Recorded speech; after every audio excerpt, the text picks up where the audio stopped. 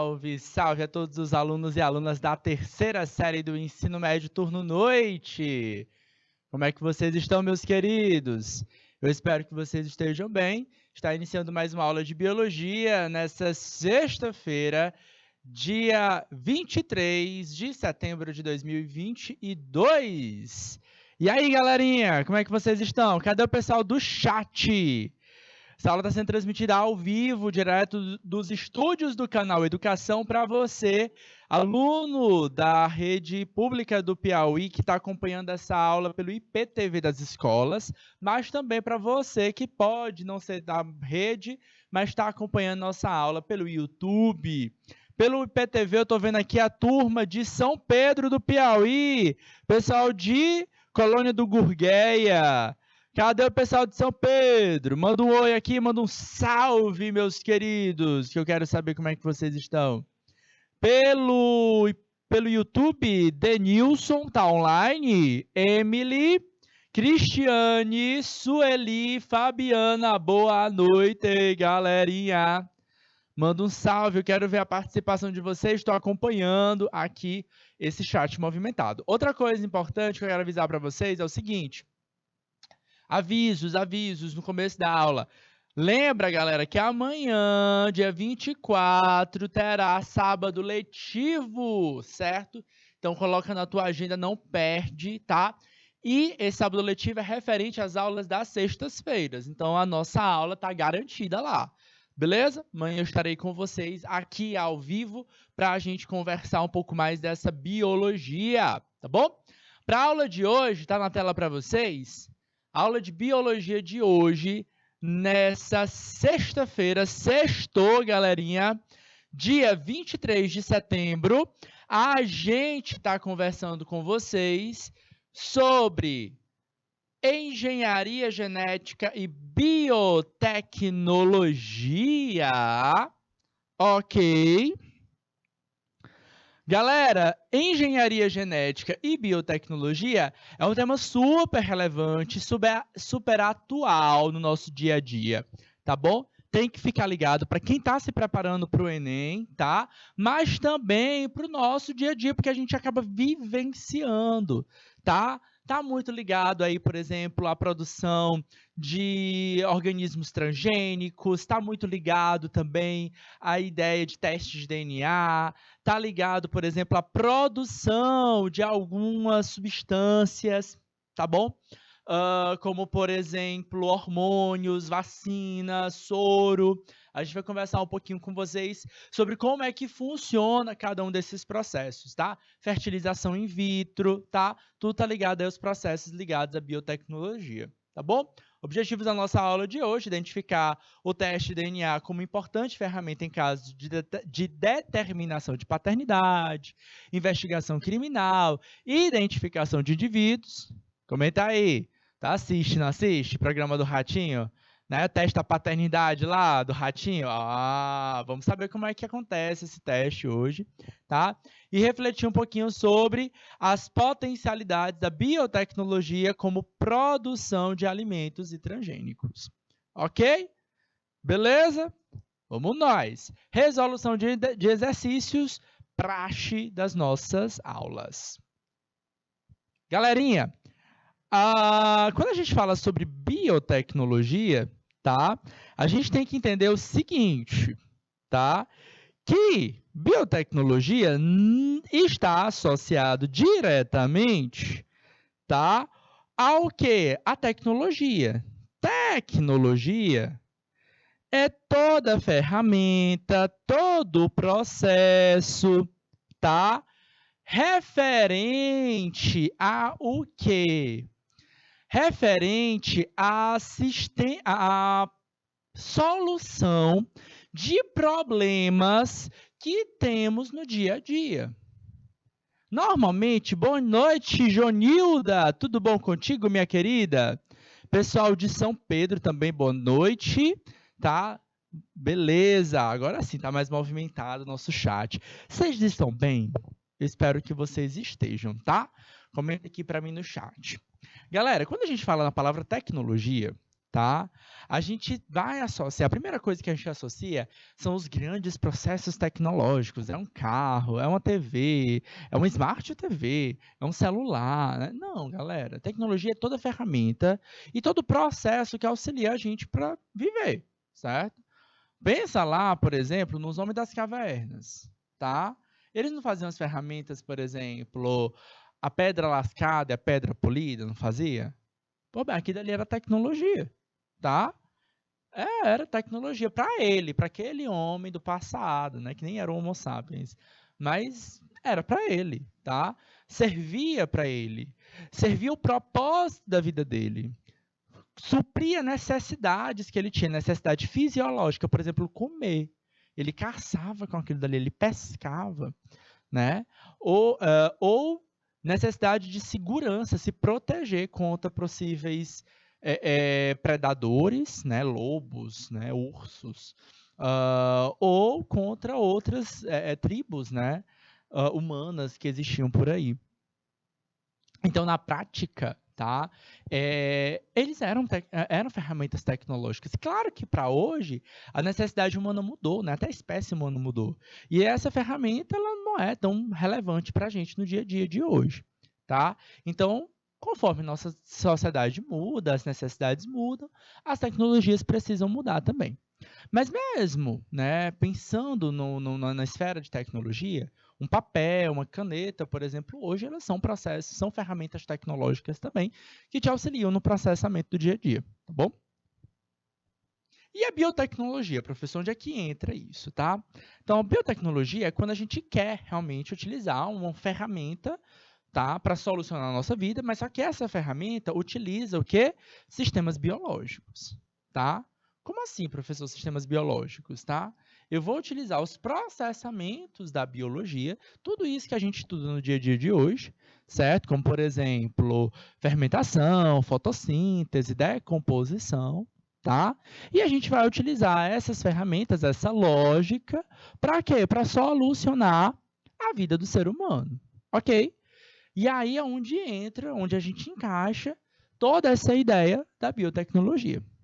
Tá lá, essa imagem mostra para a gente, né, simboliza para a gente que a biotecnologia é a união do quê? Dos conhecimentos que a gente apresenta ou apreende dentro dos estudos da própria biologia, como, por exemplo, a microbiologia estuda o quê? Os micro-organismos. Estuda as bactérias, os fungos, tá? E quando a gente diz estuda a bactéria, a gente estuda morfologia, a gente estuda o quê? A fisiologia da bactéria, tá bom? A gente estuda, por exemplo, que a bactéria faz fermentação. Ué, e a fermentação é importante? Para a gente é. Boa parte dessa fermentação, galera, ela está ligada ao processo, por exemplo, de modificar elementos no nosso dia a dia. Sabe iogurte, que a gente bebe gostosinho e tal? Ele acontece da modificação, de um processamento do leite. O iogurte ele é um derivado do quê? Do leite, certo? E normalmente acontece através de processamentos por bactérias. Alguns fungos também, ó, microbiologia, tá? Alguns fungos participam desse processamento de leite, gerando os nossos famosos queijos, né? Aí a gente tem queijo borrachinha, queijo mussarela, queijo coalho, né? Todos fazem parte desse processamento. Aí tem, claro, também os queijos chiques, né? Aqueles queijos de fungos azuis, né? Dos derivados do fungo Roquefort, né? A gente conhece aqui no Brasil como o próprio Roquefort, ou tipo Roquefort ou tipo Gorgonzola, né? Que são caros, né? São queijos, eles chamam de queijos finos, né? Tudo isso é biotecnologia. Então tem a ver um pouco com a economia, gastronomia, certo? Mas a gente também pode associar esses fungos e bactérias também à associação, por exemplo, a criação de anticorpos, a criação de vacinas, a criação de antibióticos, beleza? A gente vai ter bastante estudos ligados à genética e biologia molecular, para que a gente possa conhecer os compostos, tá, do nosso corpo, do nosso DNA, modificar o DNA, por exemplo, tá, da botânica, né, que é o estudo das plantas, né, os óleos essenciais que estão tão em alta agora, zoologia, ecologia e evolução. Então, tudo isso aqui vocês trabalharam e trabalham agora, né, estudando no primeiro, segundo e terceiro ano, tá? E esse conhecimento, tá, que é desenvolvido pelos biólogos, tá? E aí, claro, associa a biologia aos médicos, associa aos biomédicos, aos farmacêuticos, tá? Então, tudo associado à biologia, tá? Todo esse conhecimento vai ser integrado ao processamento da tecnologia em si, da engenharia, da nanotecnologia, da robótica, tá? Então, esse casamento entre tecnologia e biologia a gente chama de biotecnologia. Boa noite, Elza. Boa noite, Luana. Pessoal aí de Brejo, de Barra da Alcântara. Galerinha, sejam muito bem-vindos. Vamos nós, bora participar, galera.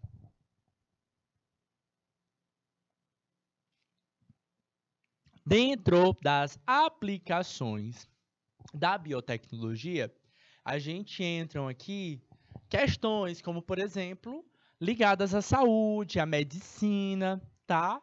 Terapia celular com o uso de moléculas, transplante de órgãos de animais geneticamente alterados, tá? O uso de células-tronco para o combate de doenças degenerativas e a criação de vacinas, hormônios e anticorpos de laboratório. A gente vai focar um pouquinho nesses pontos aqui, nesse último ponto, tá? A gente vai destrinchar um pouquinho sobre eles, tá? Vacina, galera, o que é uma vacina? Vacina, ela é uma prevenção, tá? Para alguma doença. O que é a vacina, essencialmente? A vacina, galera, é uma solução, tá? Contendo antígenos, ou seja, partes codificantes de um organismo que é patógeno da gente, tá bom?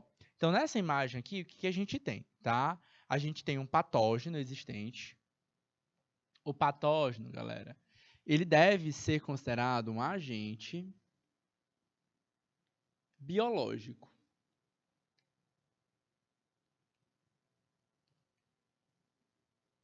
Certo? O que é um agente biológico, galera?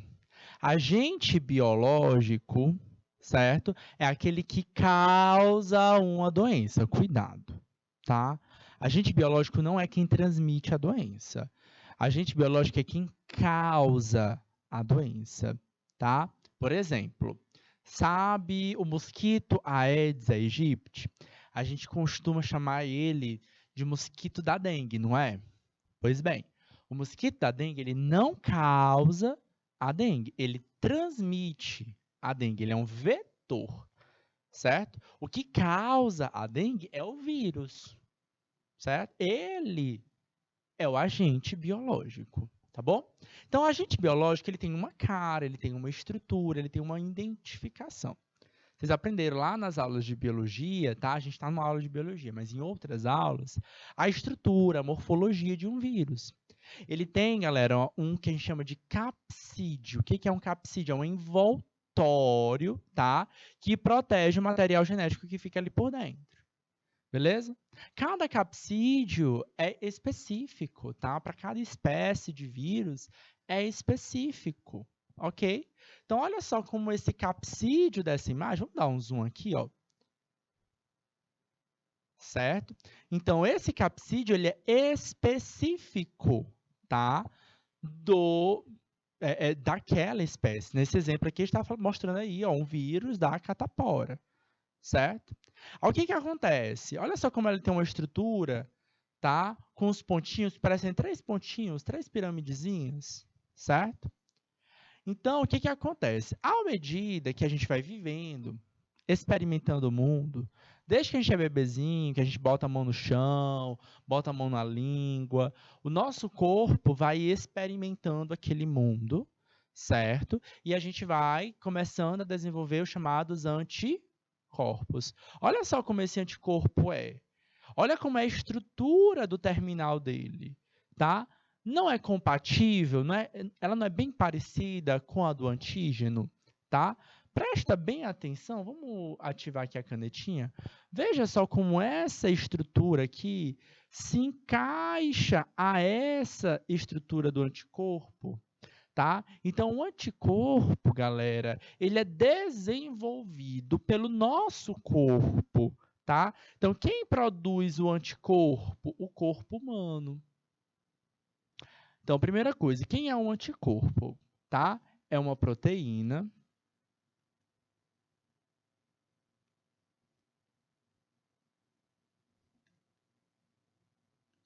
E quem produz ela? O corpo do organismo hospedeiro, à medida que a gente tem contato.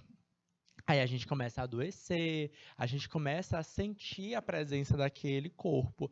Normalmente, criancinha bem novinha, comenta aí para mim se vocês têm contato, se vocês têm filhos, se você tem contato com a criança bem novinha, tá? Então, ali, principalmente naquela casa de 1 ano, 2 anos, que começa a conviver com outras crianças da mesma faixa etária, adoece, menino, mas adoece. Por quê? Porque o corpo é muito fraco, ele não tem tantos anticorpos, então é muito fácil, é muito suscetível a adoecer. Mas à medida que a gente vai amadurecendo, vivenciando, nosso corpo vai ganhando resistência e vai aprendendo a produzir essas proteínas que são específicas, tá? É claro que chega um dado momento que a gente não vai vivenciar todas as doenças, tá? Então, quando aparece um novo patógeno, tá? É o caso que a gente vivenciou agora em 2020, surgiu um novo patógeno, tá? Surgiu um novo patógeno, e esse patógeno, nenhum humano, tinha anticorpo compatível, ou que sabia identificar esse novo patógeno, certo? E agora, o que acontece, tá? O anticorpo, galera, ele é produzido especialmente, então quem é que produz ele, tá? Ele é produzido nos nossos glóbulos brancos, tá? Bota aqui de azul para diferenciar.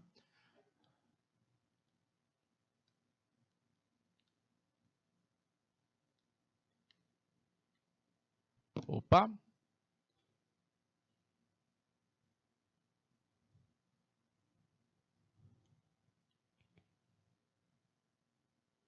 Então, olha só. O anticorpo ele é produzido nos glóbulos brancos, tá? Em algumas células específicas desse glóbulo branco que está no nosso sangue, tá?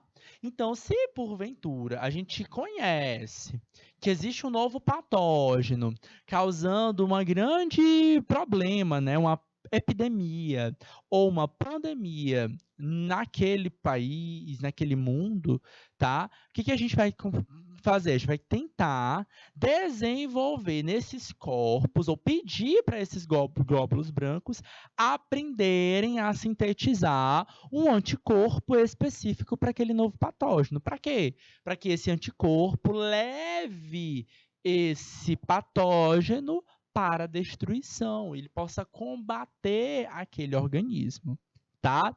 Turminha top de Barra da Alcântara, Marques, Marques, Caio, Ketley, Ingrid, Otávio, quem mais? Raíssa, Sledla, tá certo? Tô pronunciando correto? Comenta pra mim aí, galera, que às vezes o tio Assis dá umas embananadas, tá bom? Vamos nós, vamos nós. Então é o seguinte, o que eu quero? Se eu não produzo, se eu não tenho anticorpo para aquele novo agente biológico, aquele cara que me causa doença, o que a gente tem que fazer? Produzir o anticorpo, produzir esse anticorpo. Como é que a gente produz anticorpo? Tendo contato com o patógeno, tá? Repito, tá? Como é que a gente aprende ou produz o anticorpo? Tendo contato. Por isso que eu falei para vocês. Quando a gente era criancinha, a gente botava a mão no chão, pega a criança sem noção, né? Aí bota a língua nos móveis, né? Bota a língua no corrimão. Você agora, adolescente, adulto, você não vai fazer um negócio desse, né? Mas criança tá nem aí, bota a mão na areia e não sei o quê, né? Aí, nesses momentos, você vai desenvolvendo o teu corpo, você vai garantindo imunidade. Quando a gente chega numa fase maior e que a gente não tem mais esse recurso, o que acontece? A, a gente precisa se precaver, tá? Até as próprias crianças, elas também passam por momentos de prevenção, tá? Eu não preciso entrar em contato com organismos muito tóxicos, com organismos que poderiam me causar morte, poderiam me causar paralisia. Para isso, a gente desenvolveu o quê? Vacinas. Então, temos aqui etapas da fabricação da vacina.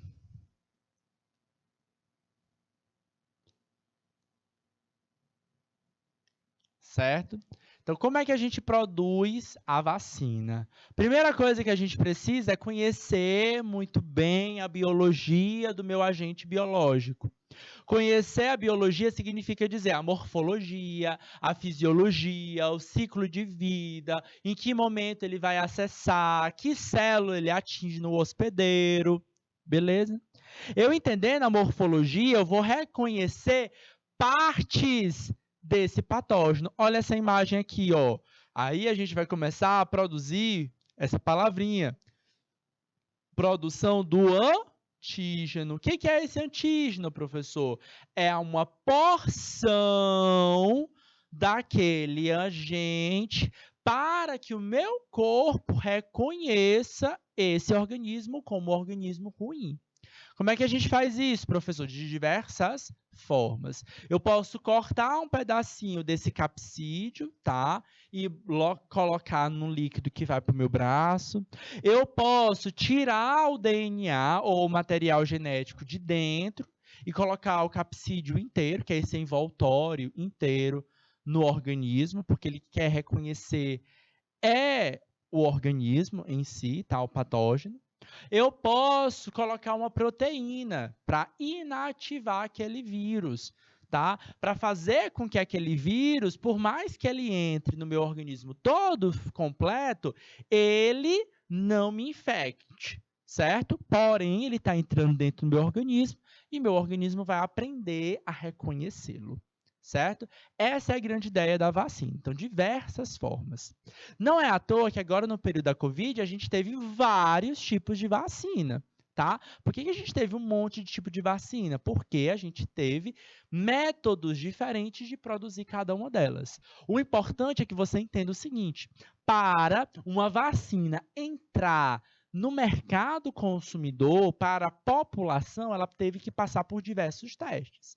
Teve teste, por exemplo, em laboratório, em animais e nos seres humanos. Nós não fomos cobaias, tá? Quando chegou para a grande população, eu e você, já teve o teste do humano. Os humanos que foram testados, que foram de fato as cobaias, eles sabiam que estavam sendo o quê?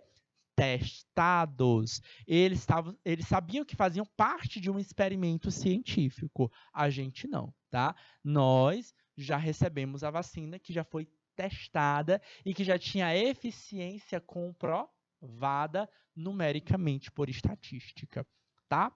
Então, basicamente é isso.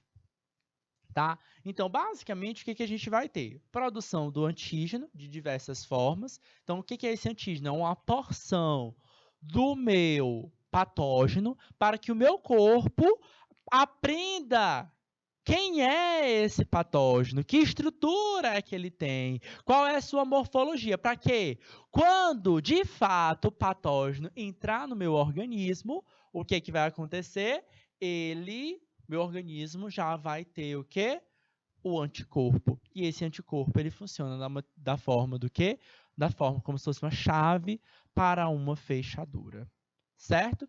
E aí, galera, vale ressaltar o seguinte, que a gente tem vários tipos de vacina. Quando vocês eram crianças, tá? A vacina da poliomielite, ela é tomada na gotinha, na boca, tá?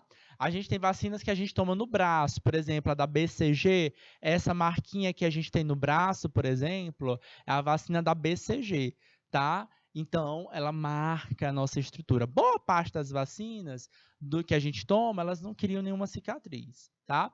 Existem agora as vacinas também que são nasais, tá? Quando é que ela vai ser na boca? Quando é que ela vai ser nasal? Quando é que ela vai ser no braço? Depende do ciclo de vida do vírus. Depende do ciclo de vida do patógeno, tá? Outra coisa importante, tem vacina, é uma coisa que eu recebo de pergunta dos meus alunos, tá? Tem vacina de outros organismos que não sejam vírus? Tem. Bactéria, por exemplo, tem. É o caso, por exemplo, do tétano. A gente tem vacinas antitétano, tá? Outra ideia também é o seguinte, é que algumas vacinas a gente precisa ter uma ciclagem de uma periodicidade de tomar aquela vacina. É o caso, por exemplo, tá? É o caso, por exemplo, da vacina da gripe. Então, a gente fica tomando reforços dela praticamente todo ano. Por que a gente precisa tomar isso, professor? Por conta da mutação, tá? Então, alguns vírus, algumas bactérias mutam muito rápido, tá? Da tétano, não, galera. Do tétano, demora aí em torno de mais ou menos de 10 em 10 anos, você precisa dar um reforço para aquela vacina, certo?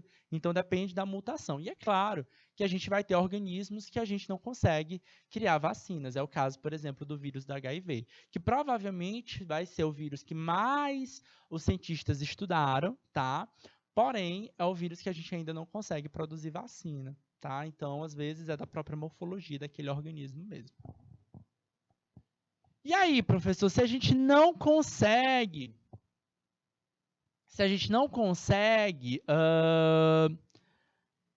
tomar a vacina. A vacina, galera, ela é antes, tá? A gente toma a vacina antes de ter a infecção. E aí, se porventura eu tiver contato com aquele organismo patógeno depois, tá? E não tomei a vacina. E aí, o que a gente faz, tá? Algumas situações podem acontecer, tá? Por exemplo, eu estou no meio do campo e uma cobra me pica, tá? Opa! Aquele veneno da cobra, o que acontece com ele? Tá? Ela pode necrosar minha pele, ele pode necrosar um órgão meu, como a perna, ele pode até me matar. Então, o que eu posso fazer agora para não morrer?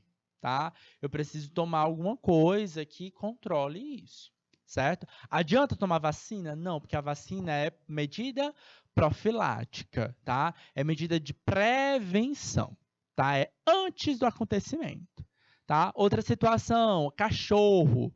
Cachorro, normalmente todo ano a gente dá a vacina para ele do vírus da raiva, cachorro e gato. Todo ano tem campanha para vacinar cachorro e gato. Só que normalmente quais são os que são vacinados? Os de casa, os de rua não, tá?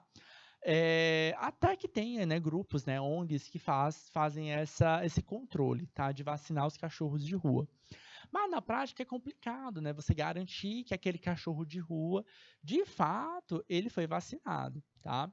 E aí, né? Eu tô andando no meio da rua, o cachorro vai lá e me morde. Qual a garantia que eu tenho que aquele cachorro não está doente? E se ele estiver com raiva? O que vai acontecer comigo? Eu vou também pegar raiva? Eu vou ter problema com o meu sistema nervoso? Não, né? Aí, nesse caso, a gente tem a produção, o tomar o soro. O que é o soro, galera? O soro, basicamente, é produzir uma vacina, certo? Colocar ela em um animal e pedir para esse animal produzir um anticorpo. Pronto. O soro, galera, basicamente é o anticorpo pronto. Então, nessa imagem que está mostrando para a gente, ponto 1, retirada do antígeno peçonha do animal, por exemplo, de cobra, de aranha, de escorpião. Então, eu tirei o veneno desses bichos e processei aquele elemento. Para quê? Para separar o antígeno. Tirei uma porção que dê para o meu organismo identificar. Depois, o que eu vou fazer? Eu vou injetar em um animal. Para quê? Vai ser tipo uma vacina para ele. Olha só quem que a gente está aplicando em cavalos. É um mamífero parecido com o corpo humano que consegue produzir aquele soro em grande volume. Depois de algum tempo, o animal começa a produzir os anticorpos. Quem foi que aprendeu o anticorpo? O cavalo. O organismo do cavalo. Aí o que a gente vai fazer? A gente vai tirar parte desse sangue, certo? Separar o glóbulo vermelho do glóbulo branco. E aí a gente vai identificar o que de fato é o soro. Ou seja, o corpo daquele, os anticorpos prontos. Quando você é picado por uma cobra, por um escorpião, por um cachorro, você não vai tomar vacina, porque não dá tempo para produzir anticorpo. Você vai tomar um anticorpo já pronto, certo?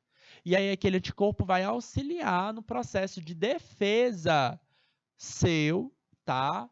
E da proteção daquela situação.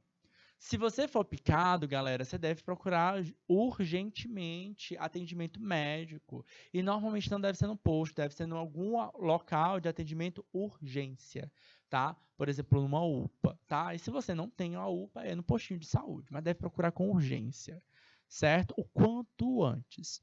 Fui picado por uma cobra. Outra coisa interessante é você saber identificar aquela cobra. Você vai saber? Claro que você não vai. Então tira foto, tá?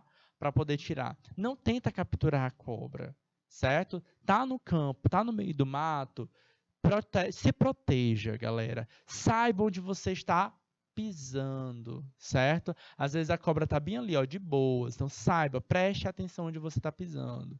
É comum, se você estiver trabalhando no campo, utilizar caneleiras, porque é um dos lugares que as cobras gostam de dar o bote. E ela vai dar o bote não porque ela é má, galera. Ela tá se protegendo, ela tá no lugar dela. E a gente que vai se achegando, entrando, fazendo barulho e tal. E ela tá com medo. Ela dá um bote que é para poder se proteger. Para dizer, ó, tô aqui, não se mete comigo não. Nem todas as cobras são venenosas, tá? Mas algo parecido pode acontecer no teu bairro. Tu nem precisa entrar no mato. É o caso do cachorro, tá bom? Então, um cachorro que é de casa, que todo ano toma vacina contra a raiva, né, que a gente chama de vacina antirrábica, não tem também por que se preocupar. Mas ainda assim, procure o médico para poder tomar alguma outra medicação, antidor, enfim, ser uma bateria de injeções que você vai acabar tomando, tá bom?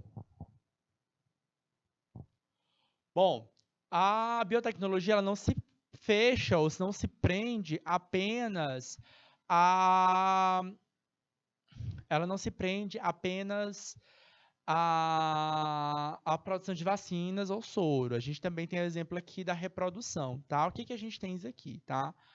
Aqui, galera, está mostrando para vocês a fecundação in vitro, tá? Ou fertilização in vitro, tá? Então, basicamente, o que é a fertilização in vitro, tá? A gente vai separar dos indivíduos, tá? O óvulo e o espermatozoide. O que é o óvulo e o que é o espermatozoide, tá? O óvulo e o espermatozoide são os gametas masculino e feminino, respectivamente, tá?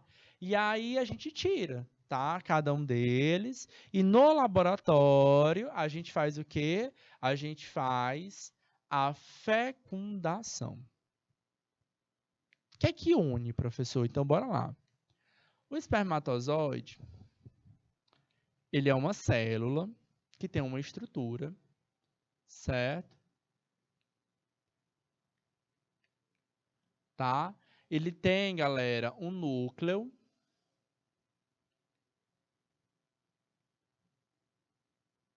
Certo? Ele tem uma partezinha na região anterior que a gente chama de acrossomo.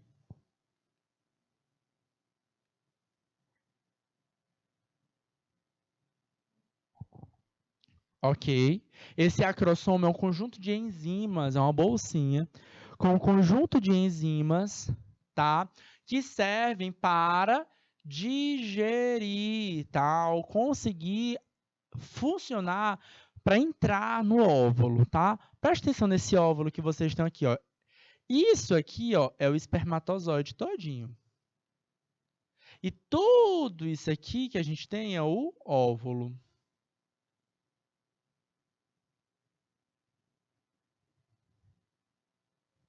Certo? E aí,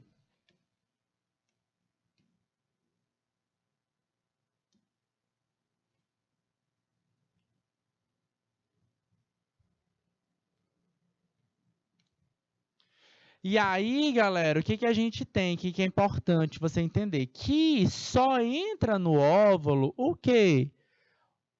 O núcleo, o DNA nuclear do espermatozoide. Aí bora chamar aqui a atenção de vocês de alguns pontos, tá? Normalmente, naturalmente, toda a reprodução natural, tá, acontece nessa estrutura que é o aparelho sexual feminino. A gente tem alguns pontos. A gente tem o ovário, nós temos as trompas, nós temos o útero, nós temos a vagina. O que acontece aqui, galera? Vamos dar um zoom e conversar sobre esse aparelho reprodutor feminino, tá? O ovário, ele produz os óvulos, tá? E é praticamente todo mês, as pessoas que menstruam, eles vão ovular, tá? Dentro de um ciclo regular, ok? Então, dentro de um ciclo menstrual regular de mais ou menos 28 dias, no 14º acontece a ovulação, tá? Durante esse período, o que acontece?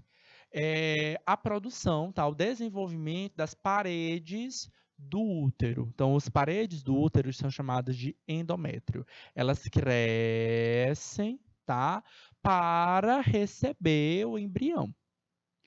A fecundação na prática acontece lá nas trompas. Então, o que acontece? Tem um ato sexual, o pênis vai penetrar a vagina, tá? No ato da ejaculação, o esperma tá cheio de espermatozoides, o espermatozoide vai começar a nadar até chegar ali nas trompas. A fecundação, naturalmente, acontece nesse tubozinho chamado trompas, tá? Então, o que é a fecundação? É a fusão do espermatozoide e do óvulo. Então, essa célula forma o zigoto, começa a se dividir algumas vezes, e só então ela chega no útero e ela acontece um processo chamado de nidação. Tá? A fertilização in vitro é uma fertilização, é uma fusão entre o gameta masculino e o feminino no laboratório.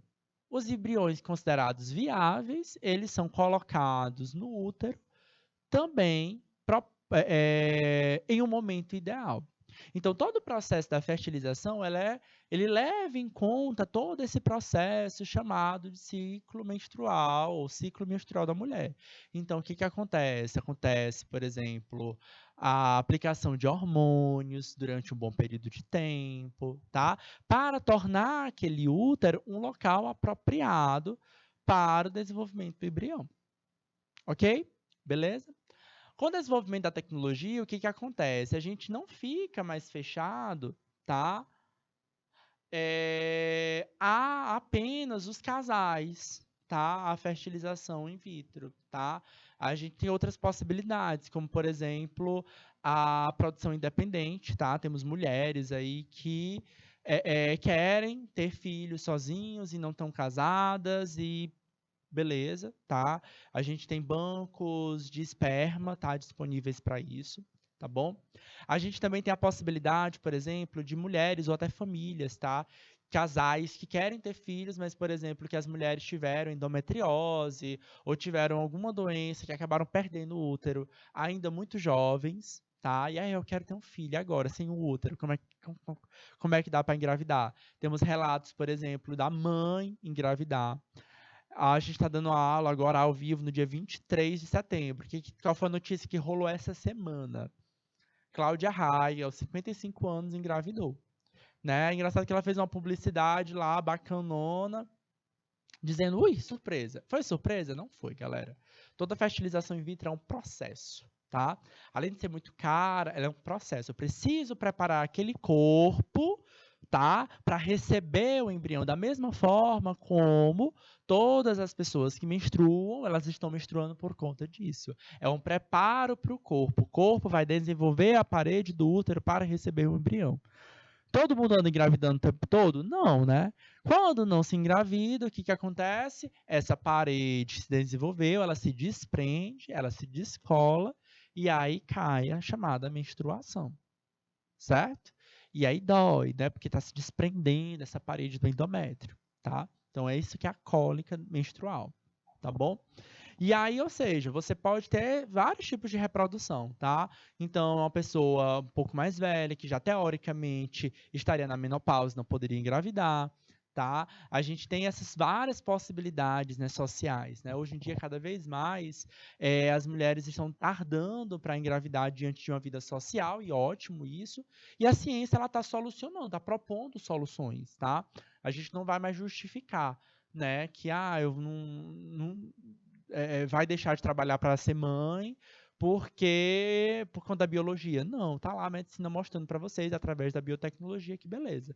Tu não quer fazer isso agora, ok, tu quer fazer isso depois, também dá certo através da ciência, tá? Da medicina, a gente consegue solucionar esse problema. E hoje outros problemas estão solucionando também, relacionados, por exemplo, a casais, por exemplo, do mesmo sexo, tá? Estão também conseguindo se reproduzir, a gente está conseguindo conectar. É claro que vai ter toda uma questão ética profissional envolvendo, tá? Por exemplo, o que é uma barriga de aluguel, tá? Então, existem mulheres que podem se dispor a serem a barriga de uma criança, de um casal, tá? Um casal do mesmo sexo, por exemplo. Quem é essa pessoa? Ela tá ali para poder ganhar dinheiro? Ela tá ali? Não, tá? Aqui no Brasil, a legislação, ela vincula, tá? Essa questão ética profissional, tá? Então, não tem a ver com dinheiro. Mas tem um grau de parentesco também envolvido. Bom, mas aí são questões éticas, elas envolvem mais a questão do próprio profissional da medicina, tá? Que o que nos diz respeito aqui, né, nessa aula são as possibilidades, tá? A possibilidade que a tecnologia nos traz, tá bom?